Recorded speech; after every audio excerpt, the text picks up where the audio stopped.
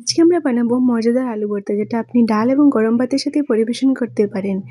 যার জন্য আমি এখানে ৫টি আলু সেদ্ধ করে নিয়ে আলুগুলোকে ম্যাশ করে নিয়েছি। তারপর এর মধ্যে ১ টেবিল চামচের মতো সরষের তেল এড করে আলুগুলোকে খুব ভালোভাবে মেখে নেব। আলুগুলো ভালোভাবে মাখা হয়ে গেলে এগুলোকে আমি সাইডে রেখে তারপরে কড়াইয়ে কিছুটা সরষের তেল বসিয়ে তেলের মধ্যে আমি শুকনো লঙ্কা দিয়ে ওগুলোকে হালকা ভেজে নেব। শুকনো লঙ্কার পরিমাণ আপনি আপনার ঝালের পরিমাণের মতো দিতে পারেন। তারপর শুকনো লঙ্কাগুলোকে উঠিয়ে আমি ওই তেলে 1/4 চা চামচের মতো কালো জিরে এবং কিছুটা রসুন কুচি দিয়ে এগুলোকে কয়েক সেকেন্ডের মতো ভেজে নেব। তারপর এর মধ্যে দেব পেঁয়াজ কুচি।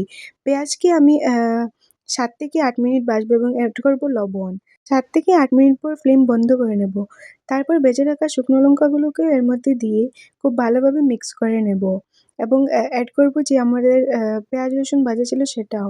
সব উপকরণগুলোকে খুব ভালোভাবে মিক্স করে নেব এবং তৈরি হয়ে যাবে আমাদের মজাদার আলু ভর্তা।